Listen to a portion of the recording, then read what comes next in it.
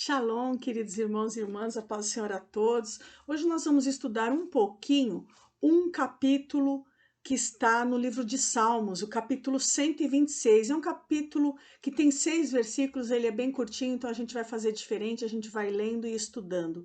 Antes, eu gostaria de estudar com vocês algumas curiosidades a respeito do livro de Salmos. Essa palavra salmo, ela significa canções na língua grega, mas o nome hebraico do livro de Salmos é Terrilim, e ele significa louvores. Então, na verdade, o livro de Salmos é um livro de louvores. A semelhança de um inário evangélico, da harpa cristã, dos livros de canções cristãs. E até hoje, até os dias de hoje, essas canções de Salmos são cantadas dentro do meio judaico. Uma outra curiosidade é que até hoje os rabinos judeus, eles recomendam a leitura do livro de Salmos para a cura da alma e para a cura do corpo, assim como nós também recomendamos, a gente também crê nisso, como por exemplo aqui no Salmo 103, você lê o salmista Davi falando com a alma dele. Bendize, ó minha alma, ele está dirigindo a palavra dele, a alma dele, a emoção, a vontade, ao intelecto dele. E lá no versículo 3, na parte B, ele fala: é ele, Deus, quem sara todas as suas enfermidades. Ou seja, se a enfermidade é na alma, fique em paz, minha alma, porque Deus te cura de tudo. E isso é uma verdade. Toda vez que você vai lendo a palavra, você vai lendo verdades que vão te curando, não só no corpo emocional, como também no corpo físico. No Salmo 119, que é uma ode, né, a toda a palavra de Deus, cada um dos 176 versículos do Salmo 119, cada versículo enaltece a palavra de Deus, e muitos deles falam que a palavra de Deus cura, que a palavra de Deus livra de enfermidade. Então a gente vai lendo a verdade entra no nosso coração, vai sendo bombeada pelo nosso coração através do nosso corpo, e assim como o sangue abastece de oxigênio cada uma de nossas células, o sangue que vem misturado com a palavra de Deus que entrou no nosso coração vai alcançando cada célula do nosso corpo e nos curando. Amém? Muito bem, esse livro de Salmos é um dos livros, é o livro mais citado do Antigo Testamento no Novo Testamento. O próprio Senhor Jesus fez muitas citações de textos contidos em vários capítulos de Salmo. E existe a forte possibilidade de, lá no capítulo 26 de Mateus, quando Jesus realiza a última ceia, você lê lá no último versículo: e cantando um hino, partiram.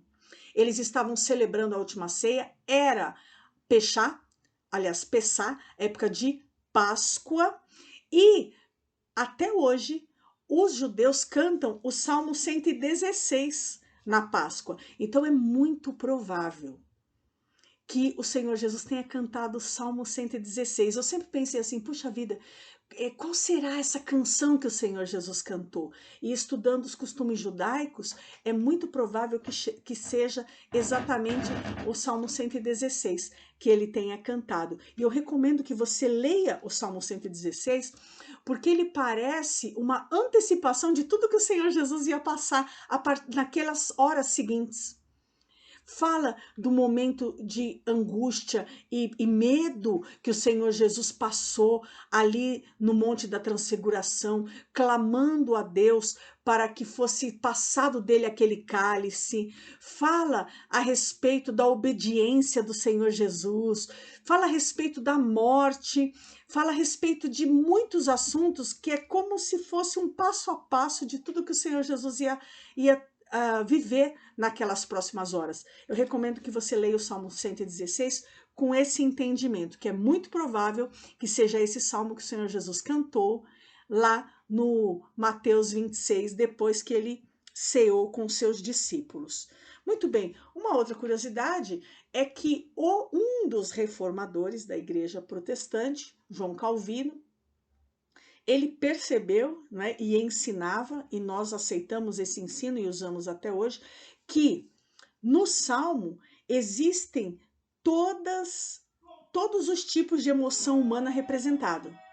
Então, se você está feliz, tem salmo para quem está feliz. Se você está triste, tem salmo para quem está triste. Se você está angustiado, está preocupado, está temeroso, tem salmo para todos os tipos de emoção humana.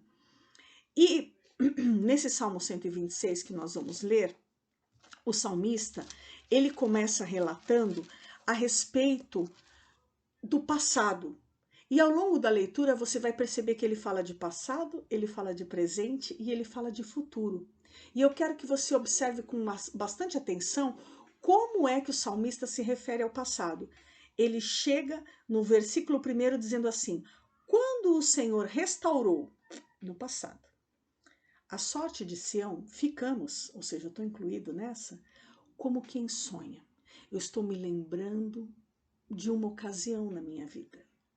Eu estou lembrando do dia que Deus nos livrou da escravidão, quando ele acabou com o exílio. Esse salmo aqui, ele foi escrito para celebrar, aliás, esse assunto, né, que está sendo citado no salmo, ele celebra a libertação do exílio, quando a Babilônia escravizou o povo judeu, e escravizou durante 70 anos, mas aí, conforme a promessa e a profecia do Senhor, veio o rei Ciro da Pérsia, lutou e venceu a Babilônia, lutou contra e venceu a Babilônia, e ele tinha uma prática diferente.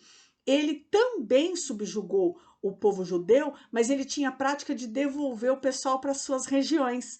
Então ele liberou, os judeus não precisavam mais ficar na Babilônia, eles podiam voltar para Jerusalém. E isso aconteceu do dia para a noite. Foi algo assim impressionante. Eles acordaram presos na Babilônia e no fim do dia eles podiam voltar para sua casa depois de 70 anos.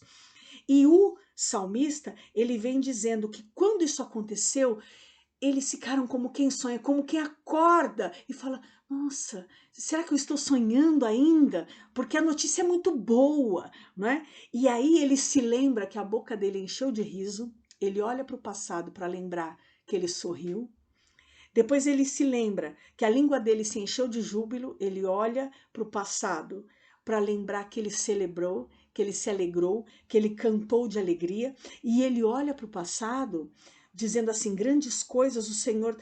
Então, entre as nações se dizia: grandes coisas o Senhor fez por ele. Ou seja, Deus não fez só para mim, Deus não fez só para o meu povo, Deus fez de um jeito que todo mundo que estava em volta percebeu e declarou: mano, olha só o que o Deus deles fez por eles.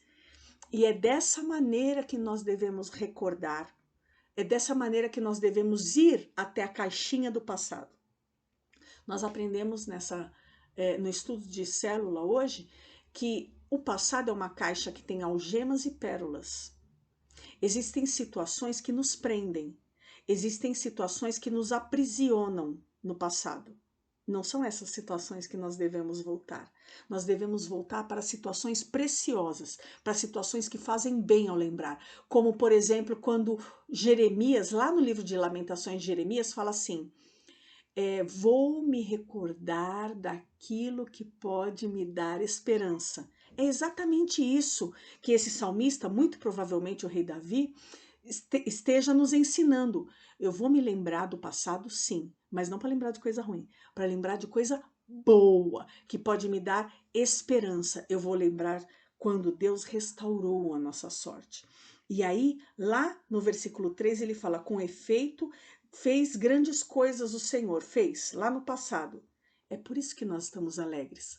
Agora, ele não diz porque ficamos alegres, porque éramos alegres. Ele diz porque estamos. Eu estou me alegrando hoje. Este salmo, ele não fala de um momento alegre. Ele está falando de um momento de angústia. E o salmista está dizendo assim: mesmo durante a angústia, eu estou alegre hoje, porque eu me lembrei de uma coisa muito, muito, muito boa que Deus fez por mim no passado. E agora eu vou falar com Deus. E ele dirige a voz a Deus e fala: restaura, Senhor. Ele está orando. Ele vira para Deus e fala: restaura, Senhor. E esse Senhor aqui, traduzido, é Yahvé, é o Deus eu sou, é o Deus Todo-Poderoso, o Criador. Ele se volta para o Criador e fala: restaura, Senhor Todo-Poderoso, a nossa sorte, como as torrentes do Negueb. As torrentes do Negueb são uma manifestação da natureza, né, um fenômeno da natureza que acontece de uma hora para outra. Torrente é como se fosse um canal, uma canaleta, um rio vazio, um rio seco. E Negueb significa ressecado em hebraico. Essa palavra Negueb significa ressecado. Então é um lugar muito seco, ressecado, que não recebe água há muito tempo. E de repente chove lá no alto das montanhas. E as cabeceiras deste rio vão sendo cheias de água de chuva e elas se transformam numa grande enxurrada e cobre assim de um minuto para o outro. De manhã você foi lá e estava totalmente seco e agora você vê a água chegando. É algo impressionante. Inclusive eu achei um vídeo na internet que mostra a torrente do Negueb sendo cheia e eu vou colocar aqui na descrição do vídeo o link para você ver. Você copia, cola e assiste a torrente do Negueb, porque você vai ver uma alegoria do que o salmista está falando aqui. É dessa maneira que ele está clamando: Senhor, faz daquele jeito, eu já vi o Senhor fazendo, faz de novo, Senhor, faz de novo na minha vida, como o Senhor já fez. E aí ele se enche de esperança e ele começa a olhar para o futuro. Ele para de olhar para o passado, ele esquece momentaneamente aquilo que ele está vivendo no presente, ele volta o rosto dele para o futuro e ele diz assim, profeticamente e cheio de fé: os que com lágrimas semeiam, com júbilo ceifarão. Quem sai andando e chorando enquanto semeia, voltará com júbilo trazendo seus feixes. Esse versículo, ele não está falando só de lágrima, ele não está falando só de uma ação contínua. Você percebe que o verbo está no gerúndio, ato contínuo, andando, então não para de andar, chorando, a pessoa está chorando ainda, mas ela semeia, enquanto semeia. Para não ficar feio poeticamente, ele não disse semeando, mas é isso que esse texto quer dizer. Essas duas palavras, enquanto semeia, é semeando, é andando, chorando e semeando. Tá difícil? Continua a semear. Não pare de semear. Esse texto está falando de semeadura. E o que é a semente? A semente é amor, a semente é amizade, a semente é alegria. Devemos escolher sementes boas e ainda que a situação esteja difícil, ainda que a situação esteja preocupante, ainda que a situação não seja para saltar de alegria, você se lembra de coisas alegres que Deus realizou, de milagres, do sobrenatural que Deus fez. Você enche o seu coração de esperança, ora a Deus, e aí você começa a ver um futuro onde haverá colheita, colheita para aquele que semeou. A palavra do Senhor diz que tudo aquilo que o homem semear, isso também ele colherá. É uma palavra de alegria, não é uma palavra de peso. Aquilo que você semear, você colherá. E eu creio que hoje as sementes que você planta dentro do reino se tornarão frutos doces. Plante a semente do fruto doce, plante generosidade, plante alegria, plante educação, plante fé, plante amizade, plante amor. E o Senhor retribuirá o fruto da semente. O último versículo que eu quero ler com você está em Oséias, capítulo 6, aliás, capítulo 6, versículo 3, que ele diz assim: conheçamos e prossigamos em conhecer ao Senhor. Como a alva, a sua vinda é certa, e ele descerá sobre nós como a chuva serôdia que rega a terra. Por que eu escolhi esse texto que fala da chuva serôdia? Porque é exatamente esta chuva que chove lá longe, no alto do monte. É a chuva serôdia que provoca o enchimento das torrentes do Negueb.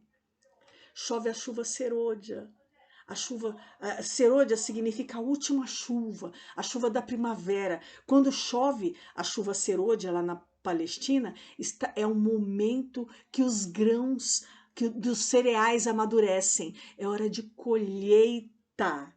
E aí vem a torrente, enchendo de água lugares que estavam secos, enchendo de água, enchendo de bênção os lugares que estavam muitíssimo ressecados, que não viam bênção há muito tempo. É disso que o Salmo 116, aliás, 126 está falando. Ele enche de bênção aqueles lugares que não viam bênção há muito tempo. E é uma bênção abundante.